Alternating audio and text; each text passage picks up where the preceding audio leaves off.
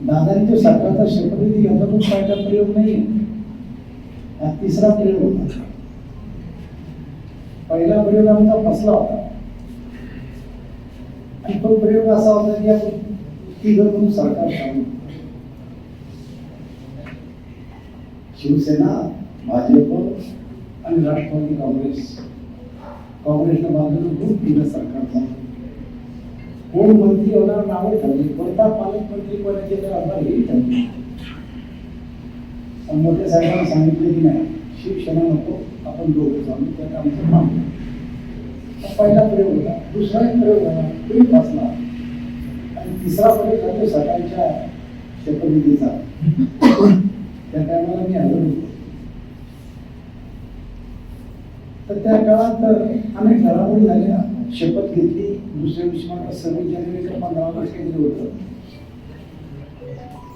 आणि ध्वजारोहणला जायचं. त्या अगोदर आम्ही विधानसभेच्या अध्यक्षता हॉलमध्ये बसलो. गोपीनाथराव सॉरी देवेंद्रजी आम्ही सगळे बसलो. सगळे विभाग राष्ट्रवादीचे अध्यक्ष जयंत पाटील आम्हाला घेऊन बसले. कशाला आले असतील आणि दादाला घेऊन गेले. मी देवेंद्रजी मध्ये घेऊन नका ना, आम्ही परत येणार गेले आमचा. आणि मग आता शेवटचा जो प्रयोग झाला, याही वेळेस मी जवळपास बऱ्याच घडामोडीमध्ये होतो.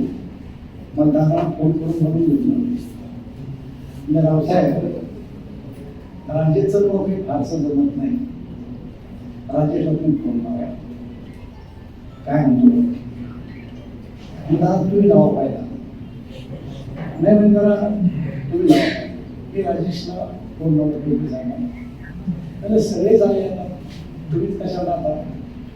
मोठी साहेब या तुमची लई इच्छा आहे की आपण दोघांची व्यक्ती एक असलो तर दुसऱ्याची गरजच नाही. तुमची इच्छा घेऊन जाता बरोबर जाईल. नाही म्हणले मला जरा अडचणी साहेबांची, पण साहेबाबरोबर तुम्ही बघा.